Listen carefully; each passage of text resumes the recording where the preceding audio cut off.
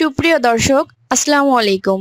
সবাইকে স্বাগত জানাচ্ছি আজকের গুরুত্বপূর্ণ সংবাদে। প্রথমেই জানিয়ে দিচ্ছি সংবাদ শিরোনাম, পরে বিস্তারিত। জামায়াতের সঙ্গ ছাড়ার কারণ জানালেন চরমোনাই পীর। এদিকে ৭ ফেব্রুয়ারি উত্তরাঞ্চলের ৩ জেলা সফর করবেন তারেক রহমান।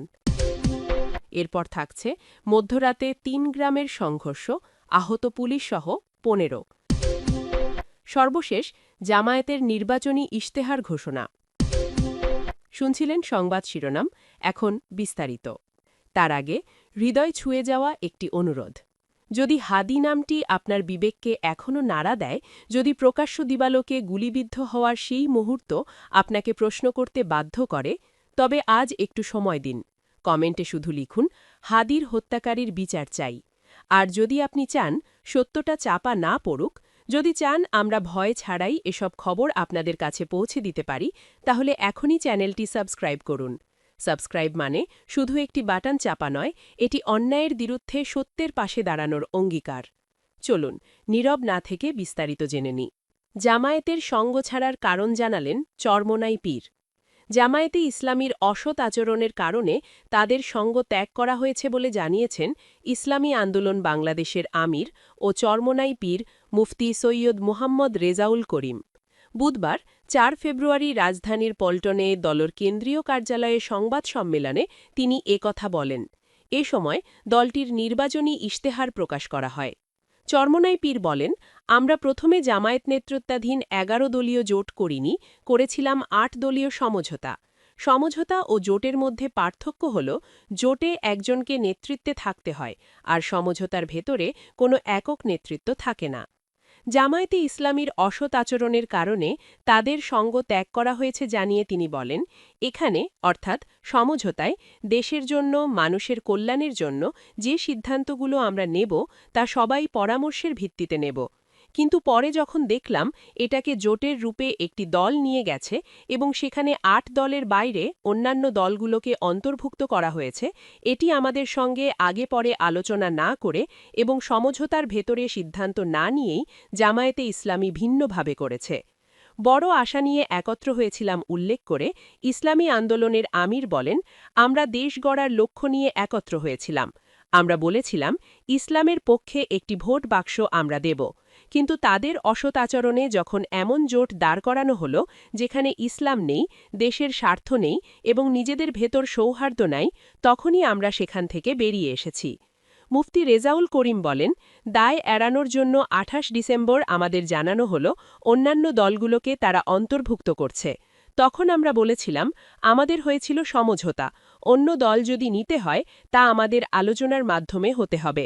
দলগুলোর শীর্ষ নেতাদের আলোচনার টেবিলে অর্থাৎ ৮ দলে, কিন্তু তাদের বাকি ৩ দলের চেহারা দেখিওনি, অর্থাৎ জামায়াত ওই দলগুলোর সঙ্গে ভিন্নভাবে আলোচনা করেছে।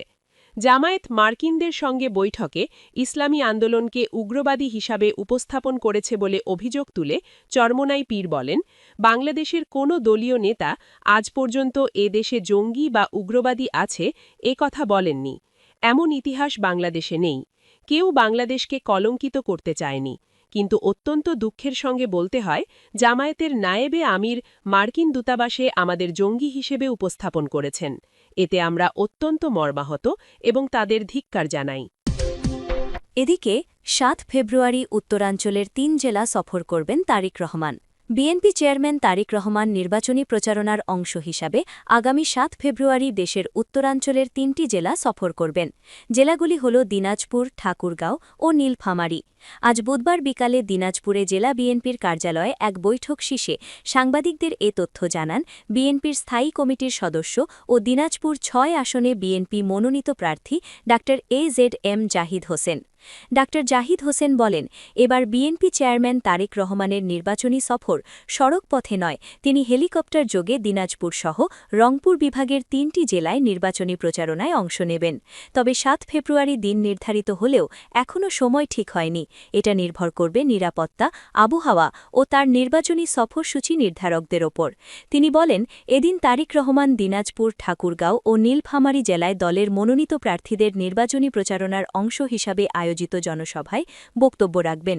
ঠাকুরগাঁও ১ সদর আসনে বিএনপি মহাসচিব মির্জা ফখরুল ইসলাম আলমগীর, দিনাজপুর ৬ আসনে বিএনপির স্থায়ী কমিটির সদস্য ডা এজেডএম জাহিদ হোসেন এবং নীলফামারী ২ আসনে বিএনপির মনোনীত প্রার্থী শাহরিন ইসলাম তুহিনের নির্বাচনী প্রচারণার অংশ হিসাবে জনসভায় বক্তব্য রাখবেন তারেক রহমান।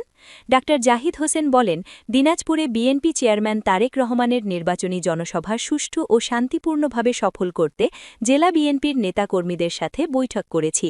সেই সাথে আমরা প্রস্তুতি কার্যক্রম শুরু করে দিয়েছি। তিনি জানান, ওই দিন তারেক রহমানের প্রয়াত নানা ইস্কান্দার মজুমদার, নানি তৈয়বা মজুমদার ও খালা সাবেক মন্ত্রী খুরশিদ জাহান হকের কবর জিয়ারত করার কথা রয়েছে। সর্বশেষ মধ্যরাতে ৩ গ্রামের সংঘর্ষ, আহত পুলিশসহ ১৫ জন। সিলেটে আধিগত্য বিস্তার নিয়ে ৩ গ্রামের মধ্যে সংঘর্ষের ঘটনা ঘটেছে। বুধবার ৪ ফেব্রুয়ারি রাত 12:30টার দিকে নগরীর তেমুখী পয়েন্টে এ ঘটনা ঘটেছে। পরে পরিস্থিতি নিয়ন্ত্রণ করে সেনাবাহিনী ও পুলিশ। এ সময় পুলিশসহ আহত হয়েছেন প্রায় ১৫ জন। বিষয়টি কালবেলাকে নিশ্চিত করেছেন জালালাবাদ থানার ওসি শামসুল হাবিব। পুলিশ ও স্থানীয় সূত্রে জানা যায়, তেমুখী পয়েন্টে একটি পথসভায় চেয়ারে বসা নিয়ে সাহেবেরগাঁও, কুমারগাঁও, চারুগাঁও এলাকার কয়েকজনের মধ্যে কথা কাটাকাটি হয়। এর জেরে এ সংঘর্ষের ঘটনা ঘটেছে।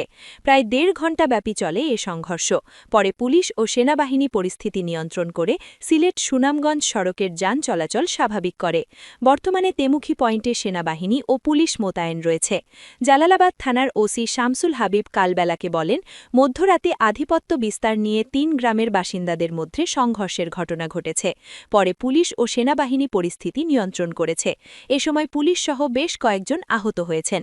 বর্তমানে সেনাবাহিনী ও পুলিশ মোতায়েন রয়েছে।